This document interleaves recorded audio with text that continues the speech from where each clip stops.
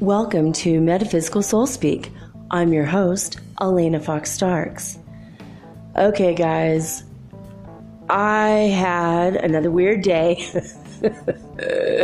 It's almost like it's normal to have a weird day. Have you guys noticed that lately? Oh, man. I woke up, and within 4 hours, I had 2 to 3 of those intense, out-of-control power naps that just come on suddenly. And now I'm fine. And now for the past 3-4 hours, I've been fine again. Very, very weird.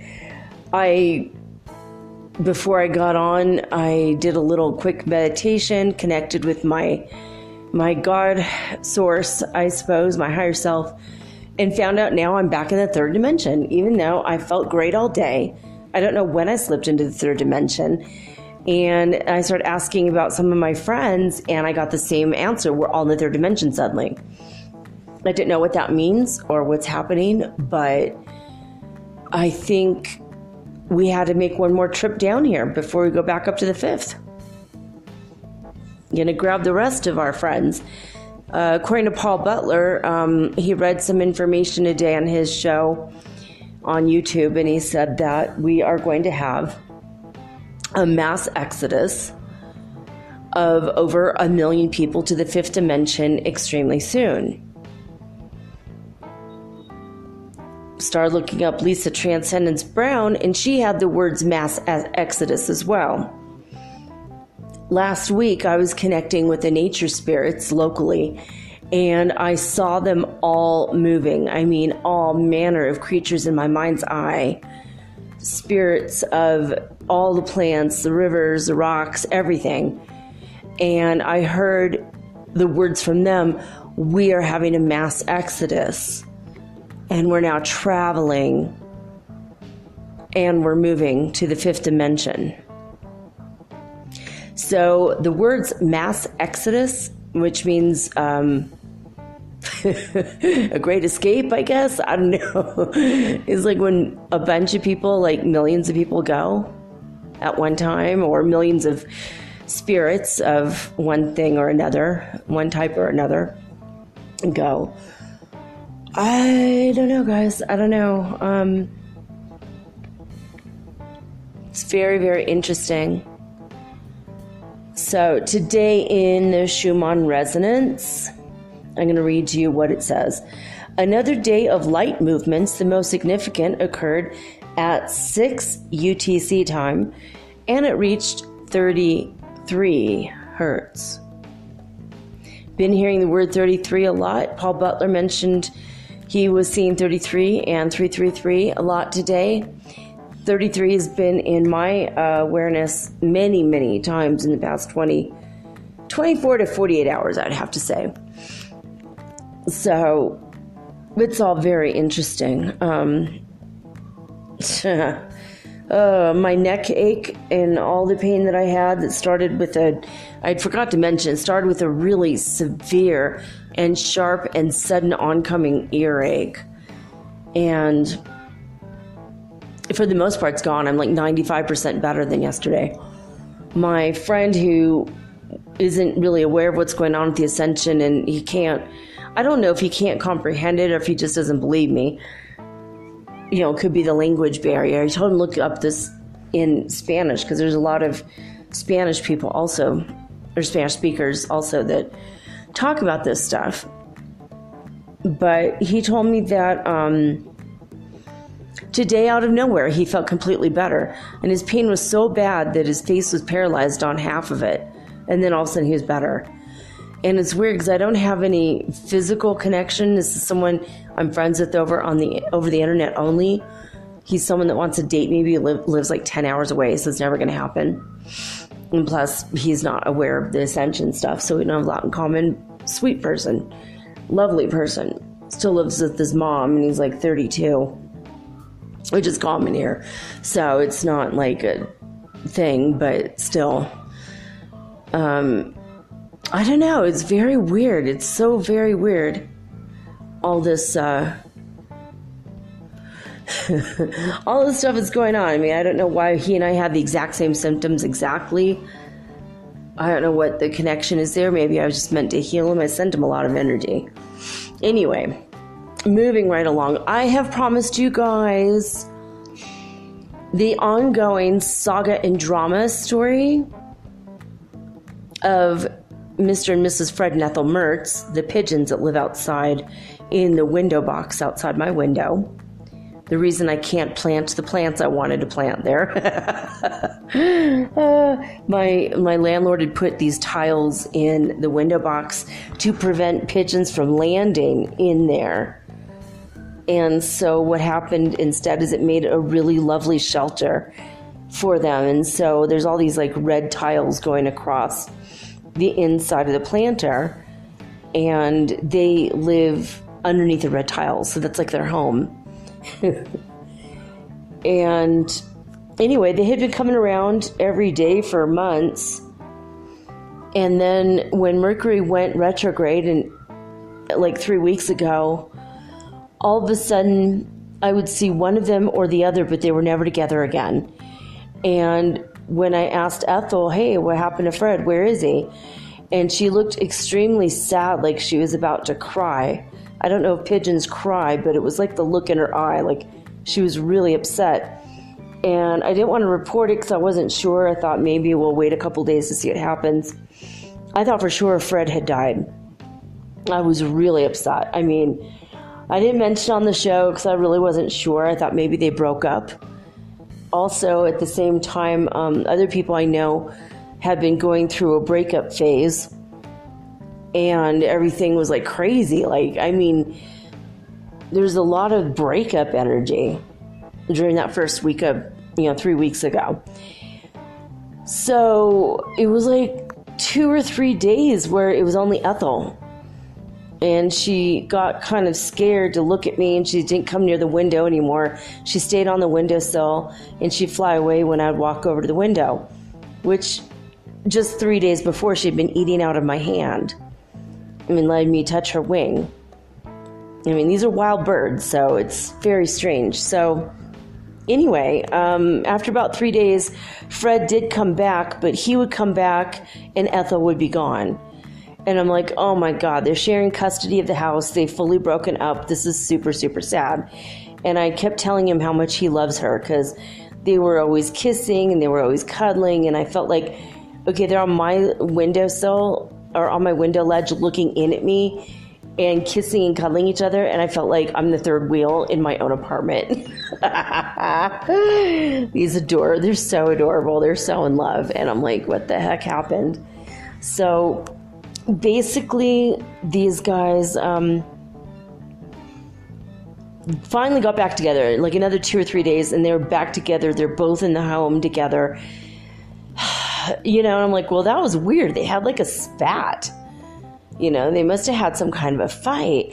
And then my son and I started getting the idea at the same time that there was like a pigeon council, and they have spoken, and you're not supposed to talk to humans. You're not supposed to trust humans. You're not supposed to go near them. You're not supposed to eat any food they give you. And so they stopped begging for food for like a week. But they were back together. They were back in the home, and we were happy about that. They ignored us. They wouldn't come near the window. And then in the past, like 24 to 48 hours, as soon as Mercury was starting to go direct again, now they're sitting on the windowsill. They're hugging and kissing each other. They're wrapping their necks around each other, and they're like feeding like seeds to each other. It's so cute. Think Lady and the Tramp with the spaghetti, but with little tiny flax seeds that we feed them. So now they're back together and everything's fine, and they're begging us for food again. The other day we opened the window, and Ethel and Fred both came inside, at least on the inside windowsill, not all the way in the apartment. But what had sparked this whole thing was 3 weeks ago, Ethel came into the apartment and then got confused as to what window she came in, and she kept flying around my kitchen trying to get out, and I had to help her, and it was really stressful for her. So I think that incident kind of broke them up, probably because for a while, and then the Pigeon Council got together, and then they just hated us for like a while, but they forgave us. Oh my God. And now we have our peeping toms back in the form of two pigeons, the male and the female. They're super adorable though. I don't know. I don't know why we're taking to these guys more than, the front of our apartment, we've got a pigeon family who gave birth to little pigeon babies. And now they're like adolescents. They've grown up in the past few months. And we don't have any connection to these pigeons. So I don't know. Fred and Ethel Mertz, we've given them names. They're special to us. They're always looking at us through the windows. It's really strange. I don't know why we're so connected to these birds. Maybe because Ethel has big brown eyes and she looks like a human in pigeon form. It's very weird. You could go to see, I have a picture, at least one picture of them looking in at me on my Instagram. That's at mermaidgirl888. So if you want to see what they look like, they're so cute. Anyway, today's Throwback Thursday, so I'm not going to record a whole lot during the intro. I'm just going to let it run out. This was episode 1 and 2 about the saints that I'd done in 2013.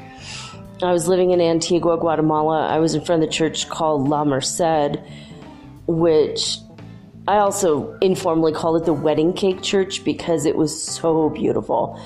It looked like a wedding cake. It looked like a pale buttercream yellow with white icing around it. That's what exactly it would look like. And I did a lot of my shows in front of this church because it was peaceful and really beautiful. But and one time I saw them, they were carrying a statue of like the baby Jesus, and it was like 6 people carrying it, and it looked like super, super heavy. And when they got out of the church, there was a Native American man doing a ceremonial dance outside the church because he didn't want to lose his own roots. He was Mayan, I believe. And he was doing that, and then he stopped right when they walked out, and it was this massive procession, and they dropped the baby Jesus. And, I'm a Heyoka, so I'm going to just laugh my ass off loudly and hilariously. And I was hopping around and hooting and hollering and going, oh, yeah, like, oh, snap, that was so funny. And the guy next to me, I asked him, ¿Cómo se dice en español? Oops. So how do you say in Spanish, oops? And he just looked at me for a minute, and then he looked at what happened, and he burst out laughing, and he looks back at me and goes, oops, lo mismo. It's the same word. And so then we both said oops together, and it was just like, oh my God. And inside that church, they had these statues, and they had various positions of Jesus. Like, they had like a glass coffin with a skeleton of Jesus, but it was like a paper mache skeleton, but it was really good art. It looked like literally like a skeleton. It was completely gruesome. And then they had Saint Hilarion, and he looked like one of the Three Stooges. Like, he's really fat and had bulging eyes. He had a bowl haircut. I'm like, oh my God, we found the fourth stooge. That is freaking hilarious. And I don't know. I couldn't go in that church without laughing my ass off. There's always something to do with that church that made me just, I don't know if I'm blasphemous or if I'm just a Heyoka shaman, but people were, no one really noticed because, like, I tried to keep it to myself, but that place cracked me up. So I was always there. It was just one of those insane places I went to.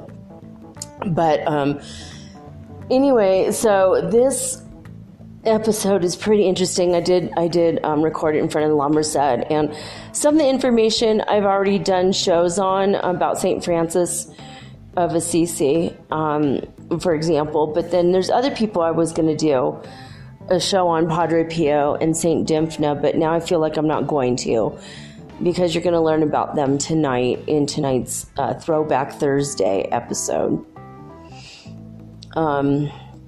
We're almost done with the throwback episodes that I have. And then what I'm going to do is go back and reincorporate the 5 minutes of therapy for your spiritual success every Thursday, and that will be for several months. But they're only 5 minutes, so I'll do full shows with the little throwback section until I'm done with all the stuff that I have. Anyway, I wanted to mention that I have a new PayPal address in the event that you wanted to sponsor me and did not want to go through the Anchor app, because somebody has told me that they wanted to sponsor me for more money, and the Anchor app only allows like $9.99. So if that's you, or if you wanted to make a one-time donation for my little podcast and to keep me going, I would be ever grateful for that. And my new address on PayPal is metaphysicalsoulspeak@gmail.com. So that's my new PayPal address. Also, if you just want to send me a message or an email, you can send it on anchor.fm/metaphysical, or now you can write me an email at metaphysicalsoulspeak@gmail.com. So I wanted to say thank you for that, and thank you in advance if you are going to, at some point in the future, sponsor me. And oh yeah, because of Mercury retrograde, not only are the pigeons back together, but all of my obstacles that I've been encountering for 3 weeks suddenly today are reversing like crazy. I made a random $10 when like 250 to 300 people listened to my show today out of nowhere. And it was like, boom, suddenly my money went up by $10. And it's like, I get 0.003 cents per listener. So I don't know what's going on there. I mean, maybe the website's screwing up or something, but I thought that was like pretty interesting. It's like, what?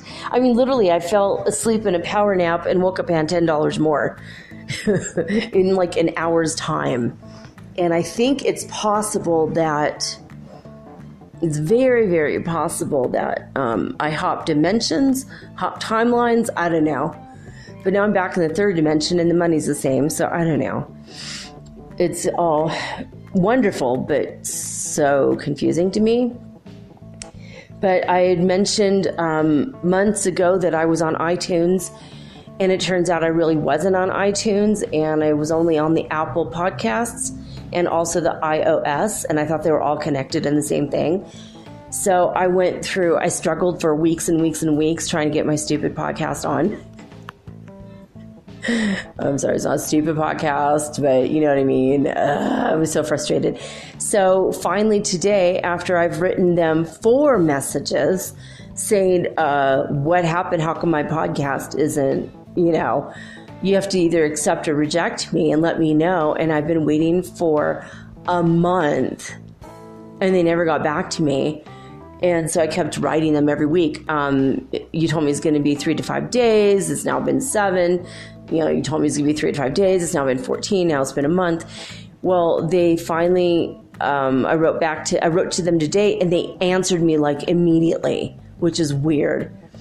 And they said, well, your artwork wasn't good enough, but then now we realize it is good enough. So now you were rejected for a whole month, but now today, suddenly, when Mercury goes direct, everything's good now, and now you're on iTunes. Finally, I'm on iTunes. I will be on officially iTunes tomorrow.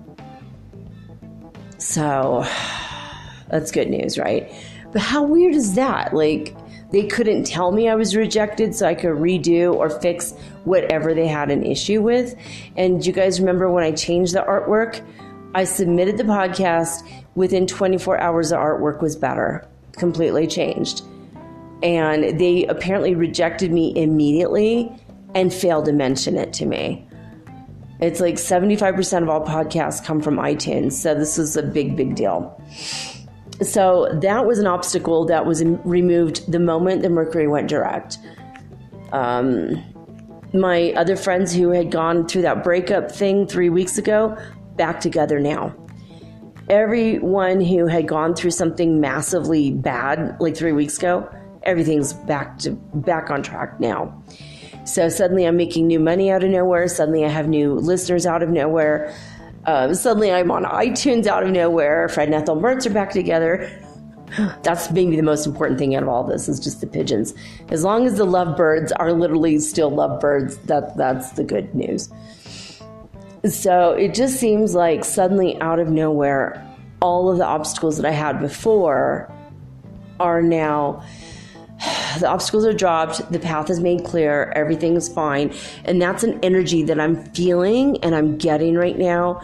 And I feel that it's not only for me personally, it's for all of you. You definitely will have all your obstacles removed now.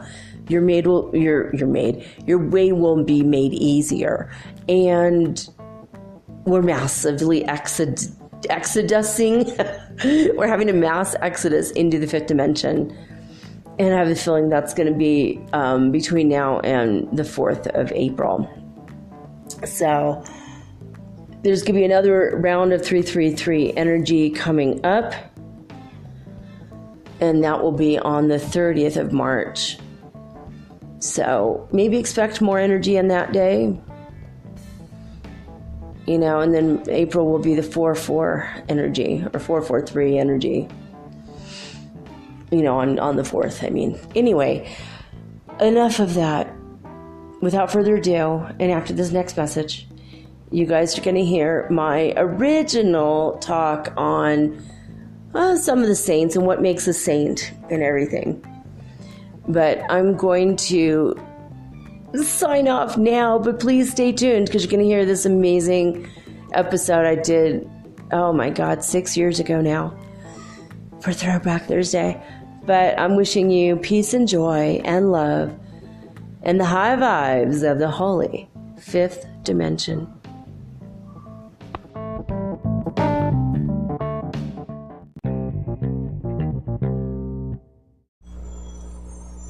Hey you, have you ever thought about having your own podcast like me? Was it even a New Year's resolution? For me, it sure was. But as I've been looking into this for months, I was daunted. There's so many questions I had. When I was trying to get this off the ground, I was wondering, how do I record the episode? How do I get it across all the platforms? How do I get my podcast on Apple Podcasts when I don't even have an iPhone? How do I get it onto Spotify and all the other places? How do I get people to listen? And how do I make money from my podcast? How do I edit it? Oh my God, I had all these questions and I was so confused until I discovered the simple answer is Anchor. Anchor is a one-stop shop for recording, hosting, and distributing your podcast. Best of all, it's 100% free and it is ridiculously easy to use. And now Anchor can match you with great sponsors too, so you can get paid to podcast. All you need to do is record it. You don't have to go out and look for people to advertise on your show. They help you. So basically what I like about podcasting is I don't have to have a video of myself. You don't know if my hair is dirty or if I'm still in my pajamas or even if I'm wearing makeup. Haha. And it's so easy. I could do this from the comfort of my own home in my living room using this amazing app right from my cell phone. So easy, right? So if you've always wanted to start your own podcast and make money, by the way, doing it, please go to anchor.fm/start. That is anchor.fm/start to join me and the diverse community of podcasters that are already using Anchor. Again, that's anchor.fm/start. I can't wait to hear your podcast, and I can't wait to favorite you. Woohoo! Let's be broadcast podcast buddies. I'll see you there.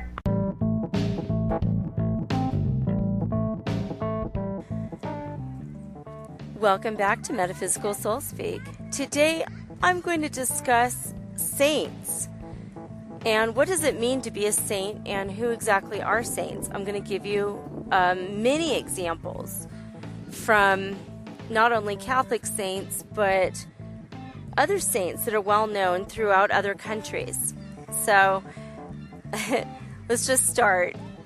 Basically, in my opinion, after looking at many, many websites, I have discovered that a saint is someone who lived life in a pious way. They did something very special that helped a lot of people, or they just were in general very, very special. Like, for example, Joan of Arc heard the voice of God and became a warrior in a time in which women were not soldiers. And she did this for God. She became a saint by definition of the Catholic Church, and she helped quite a few people. And it wasn't in a directly holy way necessarily because she was a warrior, but it was holy because she was performing a task for God. Now, the Catholic definition would be different than the spiritual, New Age, or metaphysical definition. And I think that it would include also someone who lived life in a pious way or did something special or otherwise lived their life in a very, very holy manner. But the spiritual definition might include selfless service to others, not necessarily just only the church or people in the church, but to everybody. There might be saints that take care of animals, for example, that, I guess that, I don't know if the church would, consider someone who took care of dogs and created dog shelters all over a saint, but maybe God would, and maybe there's a higher definition to the word saint than even what I know or anybody knows. But it's very interesting that the Catholic Church goes through a long process of canonization to make people saints, and usually it starts 5 years after a person dies, and then the person has to be nominated, and for hundreds of years during this process, they actually were having a person called the devil's advocate come in to say why this person really should not be a saint. So you have all the people for the person, and then you have the one devil's advocate going, yeah, but I don't know. And they have to dispute and refute and argue and coalesce their information. And eventually they come up with, yes, so-and-so definitely is a saint. Now, I don't think that this process has always been pure. I don't trust this process 100% in all 100% of the cases. The Catholic Church has named over 3,000 saints. And I don't mind saying this, even though I'm sitting in front of La Merced Iglesia in Antigua, Guatemala, which is a Catholic church. In fact, there's services going on in there right now. So I think that some of the Catholic saints really are saints, in my opinion, and in the opinion of scholars all around the world. There are some that are definitely saints. So I'm going to talk about those. There is a saint called Saint Christopher. He was a Christ bearer. I have no idea if this is a true story. I've always loved the idea of Saint Christopher because in the story he was a Roman soldier and he saw the baby Jesus trying to cross a river, and he picked him up and carried him across the river. And when he sat him down, I guess he was anointed with, I don't know, the Holy Spirit, whatever that is, and somehow he became holy and a saint. Now, what Mother Mary would be doing, allowing Jesus to run around, on his own when he was just a little toddler, it doesn't make sense to me that this is even a true story. But the idea of it is actually very sweet. So I don't even know. I mean, who's to say if he's a real person or not even? I would like to think he is, because I've always loved St. Christopher, the idea of it. We also have St. Anthony, and there's a couple St. Anthony's, but the one that I'm talking about here is the patron saint of finding lost objects. And St. Anthony is also one of my most favorite because he's extremely useful. When I was growing up Catholic as a child, and even later when I was a Lutheran, I would say my my requests to St. Anthony. One time I lost my glasses and I couldn't see for about a week. And I finally thought, oh, I better ask St. Anthony. I looked everywhere, and sure enough, within 30 seconds of asking his help, I found my glasses. So I'm a believer in St. Anthony. My grandma used to use St. Anthony's powers of finding lost objects to find parking spaces when she would go grocery shopping.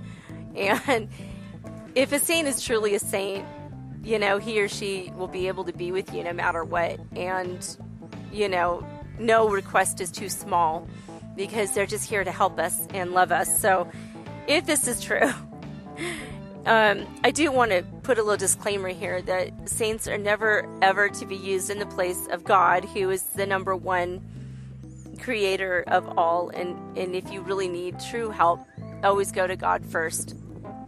This is always the best way. But I think of the saints, especially the ones that are true and real,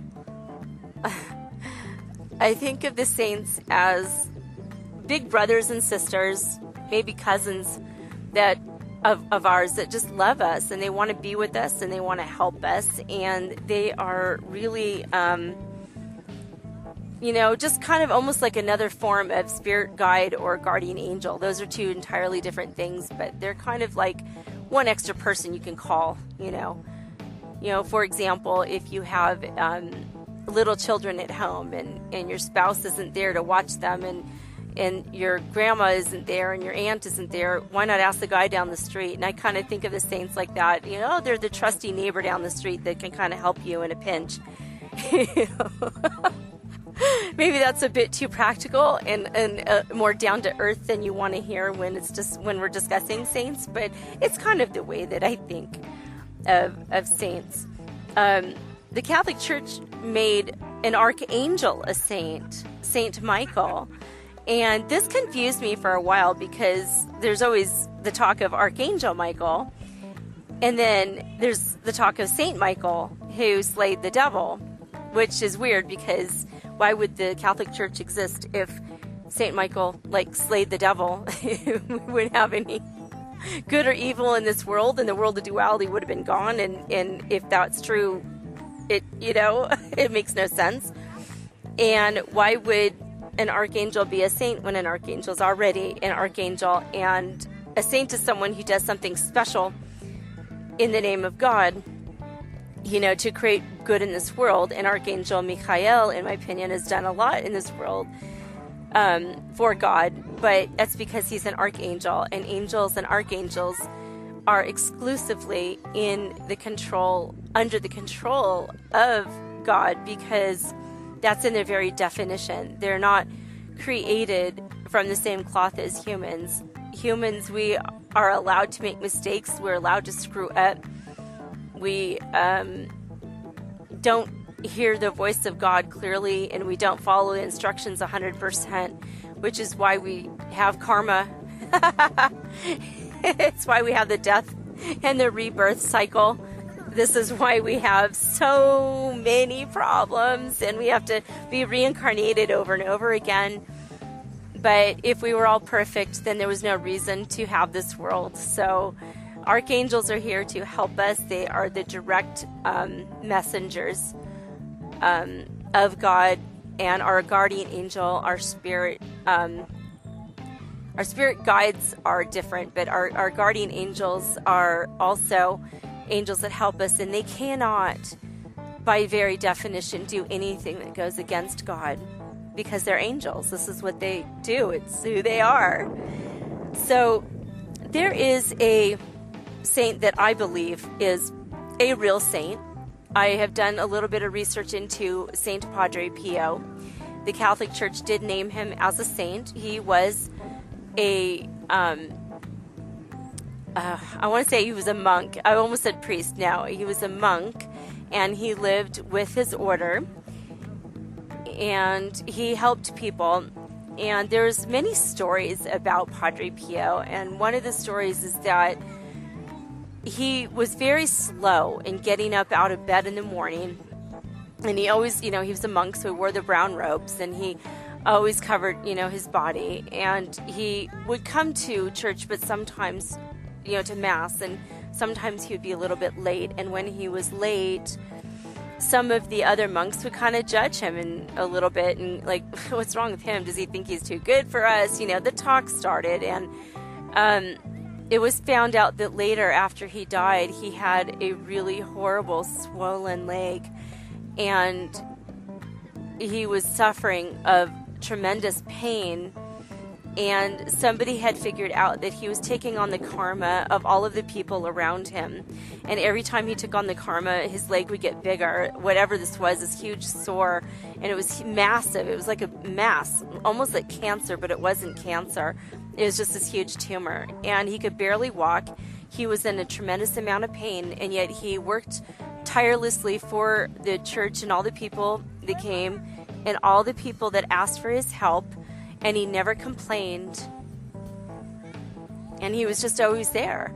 In fact, one of his friends was in a car accident when he was still alive. And he called out his name, Padre Pio. Padre Pio, come and be with me. I need help. And he was going to die on the way to the hospital. It was really bad accident. And he lost consciousness. And when he came to, he was going to be completely fine. And it was like a miracle.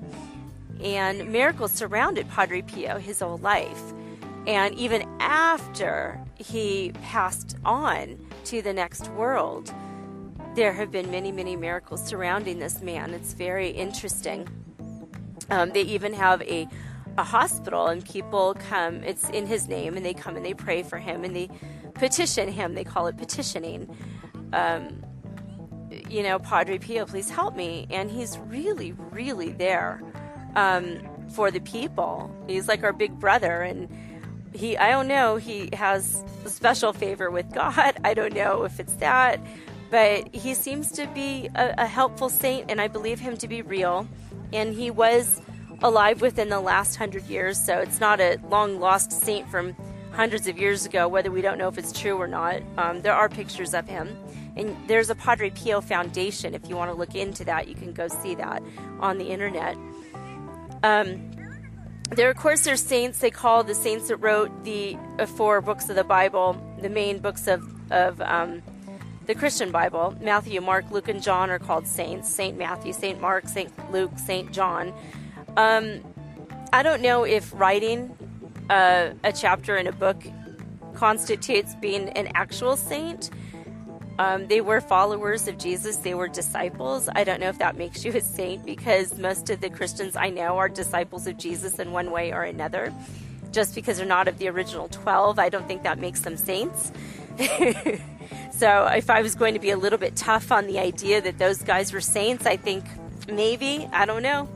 I can't judge it one way or the other if they were or if they weren't, but it doesn't seem to me that writing a book, or part of a book is actually something. I mean, if that's true, then I would have been a saint long time ago, so I write books.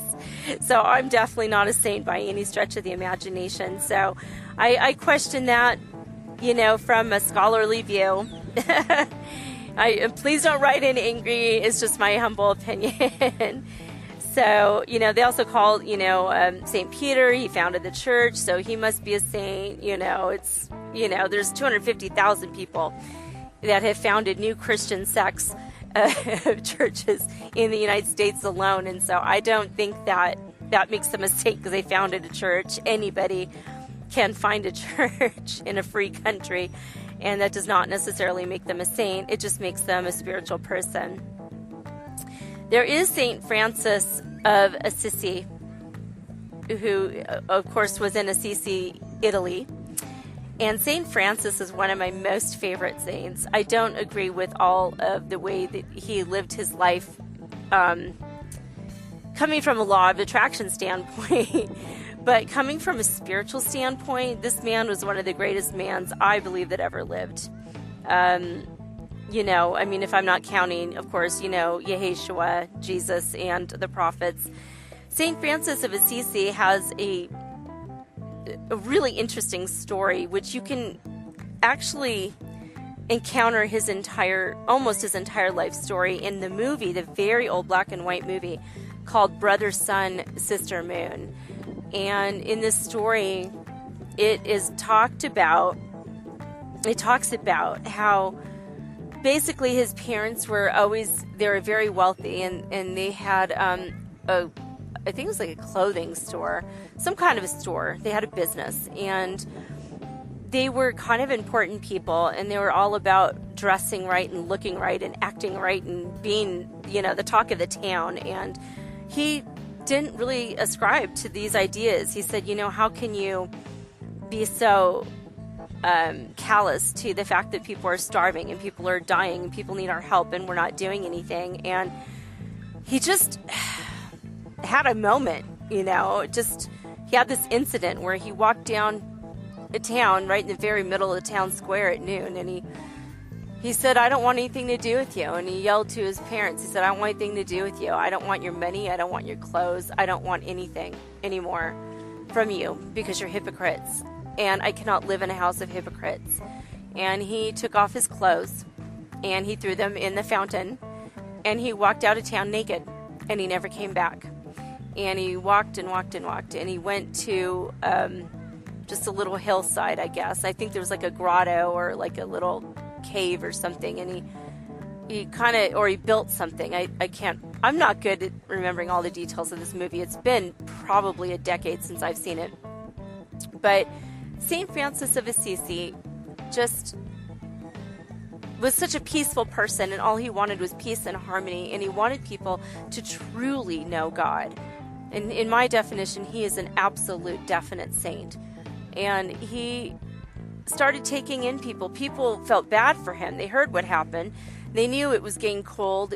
Winter was coming. He had no clothes. So they brought him clothes, and they donated food. And then he started taking in the crazy people. And he started taking in the derelicts, and he started taking in the retarded people that nobody wanted, the throwaways of society, the outcasts. Decided, I don't want to live like this either. And they came and they followed him and they helped him. And they built a church, basically in the middle of nowhere in the countryside. And there are many mystical stories, mysterious things that happened around St. Francis. For example, when he would meditate, birds would come and alight on his shoulder.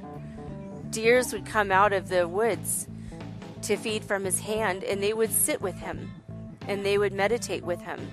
Wild animals were always seen to be with him. And after a while, and he was completely God-aware, God-conscious. And during one of these meditation sessions one day, he started to levitate off the ground, many feet off the ground. And there are many, many accounts, which I don't believe is even in this movie, but there are many accounts that you can find on the internet, and there's many books. He was a very interesting man, and he literally started the Franciscan order of monks, and they took a vow of poverty because they knew that they can live their lives without money. See, this is where I have the problem with the law of attraction mindset versus St. Francis's mindset. But there are so many paths to God that it doesn't matter as long as you get to God, in my opinion. And so St. Francis was a super interesting saint. He is somebody that, if you look into it, you're going to find the spirituality and how much he loved people, the compassion. And so for me, part of the spiritual definition of a saint is definitely, St. Francis is definitely worthy of looking at, because he definitely fits my description of what a saint truly is.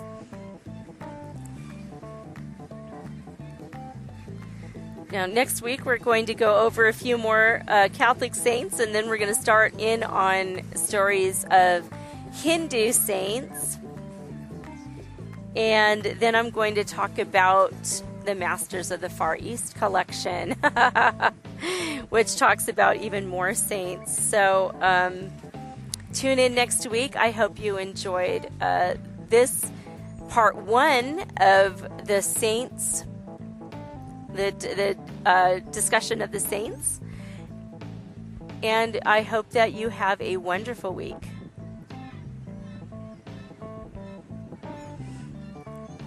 welcome back. I'm Elena Fox Starks. I am your host of Metaphysical Soul Speak. We are continuing today with our discussion of the saints. Now, last week we discussed several Catholic saints and the definitions of a Catholic saint versus the spiritual definition of a saint that's a true saint that would maybe fit the definition of a true saint in the eyes of all the people in the world if they looked at it and thought about it with a pure heart and a clean mind. And I'm going to continue on with the discussion of a couple more saints that I didn't mention last week.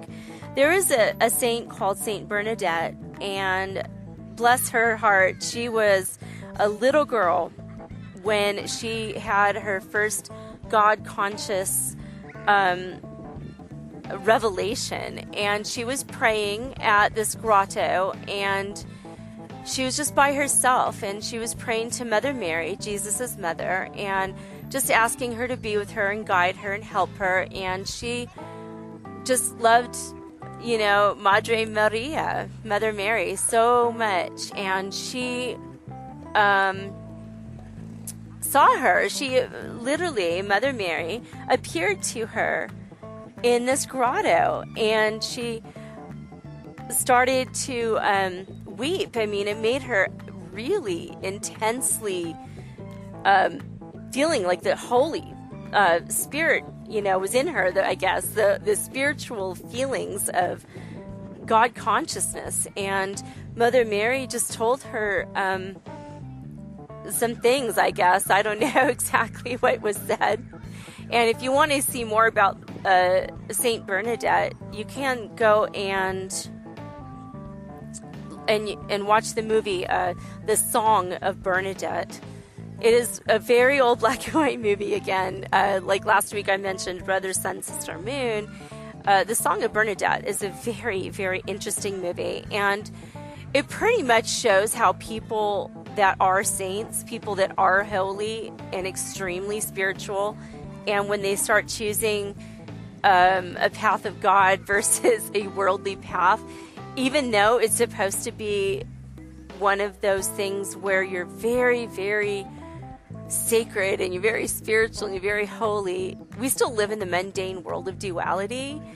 And everybody in her town thought she was a liar, and they yelled at her, and some of the kids spat on her. The nuns beat her. Her own mother spat on her and slapped her face and beat her. I mean, they treated Saint Bernadette really, really badly, and yet everything she said is absolutely true. I believe that she was a true holy saint, and she was a very sacred person, and she really, really loved God. She loved Jesus. She loved Mother Mary with her whole heart. She was a good woman, and she grew up to be a nun, of course, and live her life in a very holy way. And the grotto where she first saw Mother Mary come to her, she said it was the beautiful lady. She didn't want to even say if it was Mother Mary, but I think it was. And the place where this happened has now for a long, long time, more than 100 years, been a sacred site for miracles. People come and they bless themselves with this water. They put their hands in the water. They come and they drink the water, and they have a holy insight, and they have spiritual insights, and diseases are cured. And this is why Saint Bernadette now is a saint, officially listed in the Catholic Church because of this. So I think Saint Bernadette was real. Now there's another saint that's very interesting and very strange story. Saint Dymphna of Ireland. She was a very young girl when this is so horrible. It's so horrible. But her father raped her, and she went away and became a prostitute in another country.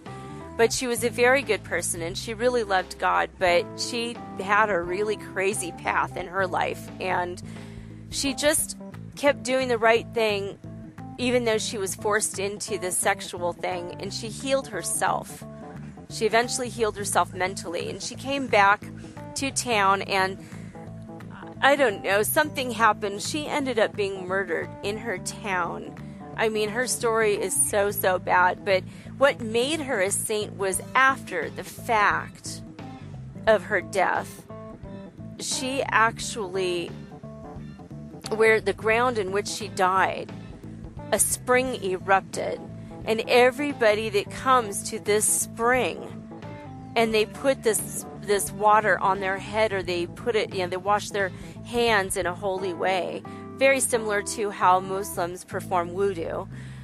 When she puts this water, when anybody puts this water on their hands or on their arms or on their heads especially, they are cured of mental illness. Saint Dymphna, God bless her, actually had a lot of mental illnesses going on, a lot of psychological disturbances from having been abused sexually and mentally and verbally and physically. I mean, she had a really crap life. And God bless her, when she died, she left behind this spring. God put a spring right there to always remember her, because she really, truly had a good heart. And that's another, for me, a spiritual definition of a saint is you don't know who's a saint and who isn't a saint for real. You can meet one and you feel something special even after you leave their side, but you're not really aware of, their status, as it were, their spiritual advancement status. But I think Saint Dymphna was maybe perhaps one of these people. She just had such an unfortunate life, and she was so beautiful inside and out, and such a great woman. And when she died, that's when people found out, oh wow, check it out. Saint Dymphna really is a saint in real life. Now, the Catholic world covers saints in Italy and Ireland and throughout the world where there are Catholics, but what most people don't know or don't realize or don't even think about, especially Christians that aren't Catholic, don't really think about saints so much, but what people don't really understand or know generally is that there are many saints all over this planet. There are saints on this planet right this minute. And in the book Autobiography of a Yogi by Paramahansa Yogananda, he talks about many, many accounts of Indian saints in India. And he was interested in saints. He thought that some of these people and the tales of what they profess is maybe exaggerated and maybe not true.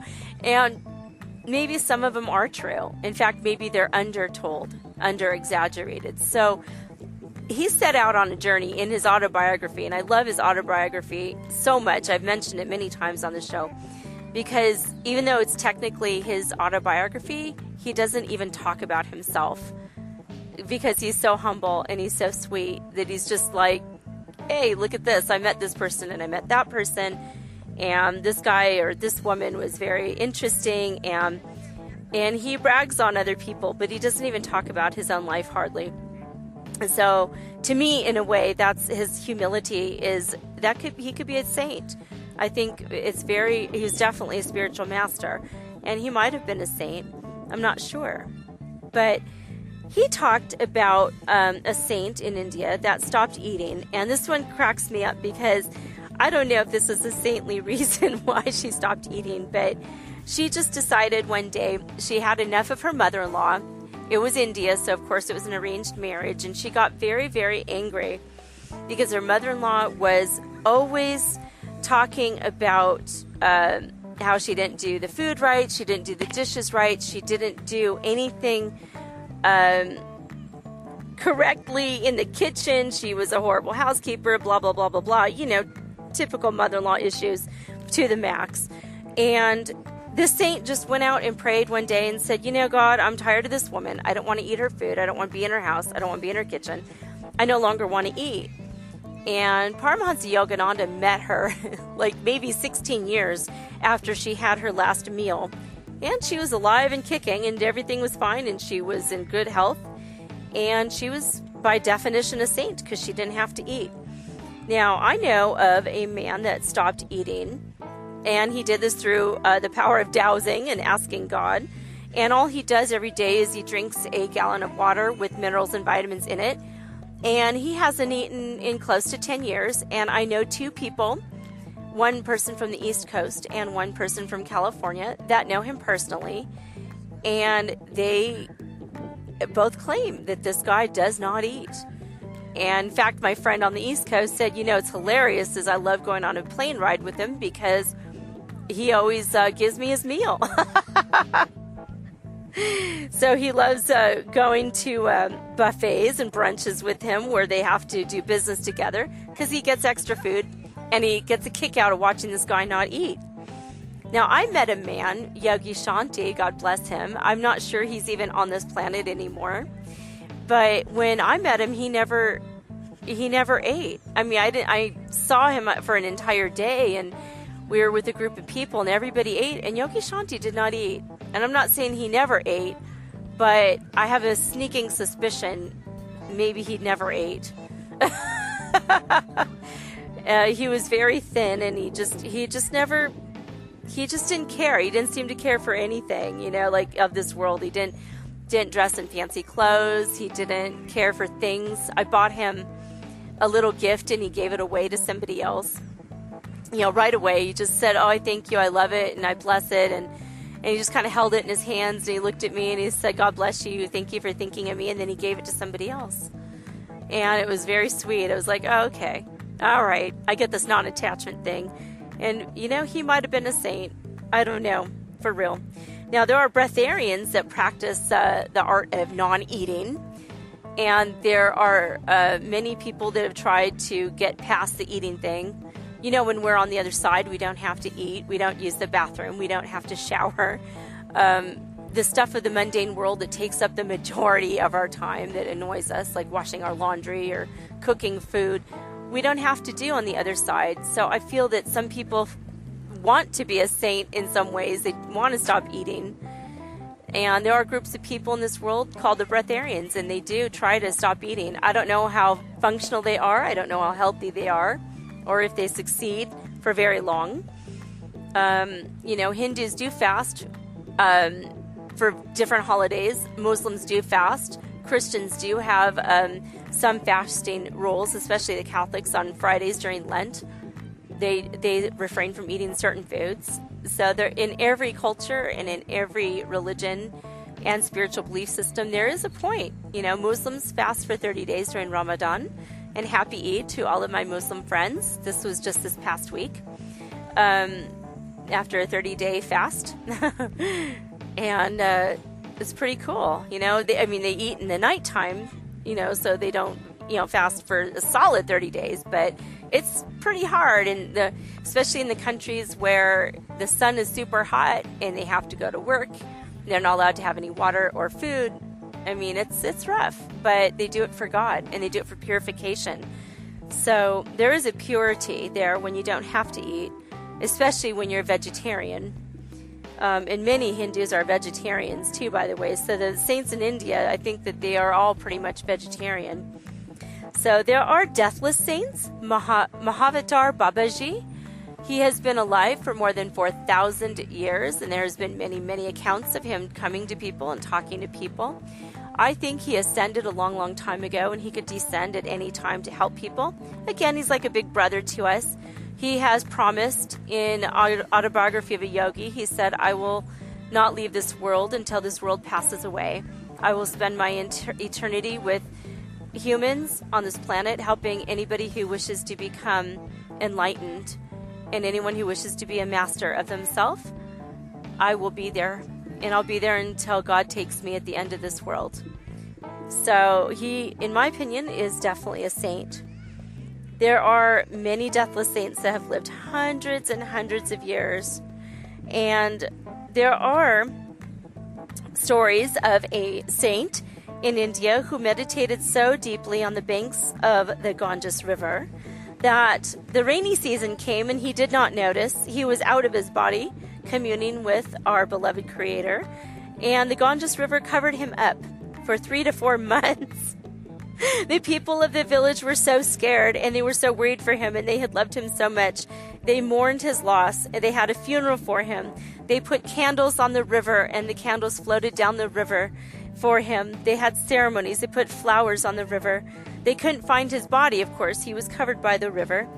And when the water receded, he came out of his meditation refreshed and happy and joyous, and he was absolutely fine because guess what? He was a true saint. So this is just another example of who a saint could be. And he just spent his time meditating, communing, loving God, and this kind of energy, bringing this into the world, is a special way of anchoring these feelings that perhaps we have on the other side, where there is no anger, there is no hatred, there is no negativity whatsoever, and you bring the positive energy to light in this world. And that's what a lot of the saints in India are doing with their lives. And I think it's a really worthy goal. I mean, if you could bring more love, more light, more peace, more happiness, more joy, more ecstasy into this world, then you're going to do a lot more for humanity than if you sit around and complain and then pray on Sundays. So keep that in mind. This is one of my reasons why I personally really love to read the Quran, because you could be in the middle of a story reading this book, and then on every page it says, have patience in adversity. And then it says, oh, by the way, be ever conscious of God. Be ever conscious of Allah. Think of God right now. I love it because it's like secret enlightened master training inside the pages of this book. On every page it says, hey, by the way, be aware of God. He's there. Becoming an enlightened master is a extremely worthy goal. Not everybody has this goal. Not everybody has to do this in this lifetime. I believe we live many, many lifetimes, and sometimes people just don't have the goal to become saints or masters here. We are all in a state of perfecting ourselves for God. We are in the state of loving ourselves. We're trying at least to become in a state where we're loving ourselves 100%, where we're loving our neighbors, our friends, our family 100%. And one of my favorite lines from the movie and the book, Eat, Pray, Love, which is based on a true story, is the main character, Liz, is trying to forgive her husband after a really horrible divorce. And it was her fault. She caused this problem, but they weren't really meant to be together forever. It was a, temporary situation, probably contracted before birth, which we'll have a show on that coming up soon also, about contracts before you get here. She was trying to love him again, and she was struggling with this, and she was trying to love the people around her, and she's trying to focus on love. And this man said to her, Liz, I believe that you have the power to love everyone in the whole world. And I think that should be our goal. Not just to love one, find the one true romantic love, and then have children with that one, and then love the one or the two or the three children you have. I think a worthy goal would be to love everybody in the whole world. What if you could fall in love with everybody in the whole world? And on a higher level, on a saintly level, you would be aware that we are all a little tiny hidden spark, a little piece of the divine consciousness that makes up our Creator. And our Creator created us to go and learn and perfect and grow and have patience in adversity and have adversity in this world of duality. What if you can live a more saintly life? What would you be doing? How could you be doing that? And is that your path this life? I would say maybe not. Maybe yes. I don't know. Only you can answer this. Look into your heart and see. But we can always turn to the saints in our life as big brothers, as helpers, as friends. anytime you need extra boost, extra help, we can read their stories and we can become inspired by what they have provided and what they have left behind. I mean, you think you have it hard. Go read the story of Joan of Arc. Go read St. Francis of Assisi and what he went through, what he put himself through, but he did it for God to perfect himself. Go see, about these people, because they are really special and they're very sacred to this world, because their inspiration has literally inspired countless generations of people to become better people. Next week, we are going to go into a further discussion of a couple more saints. We're going to talk about masters and saints next week. It's going to be a little bit of a broader topic. And I hope that you enjoy what I have coming up. I'm going to name some people I know that you are going to agree are saints. So I hope that you join me next week and have a wonderful week this time. And don't try too hard. Just be yourself, and love the whole world too. All right. Until next time, may God bless you.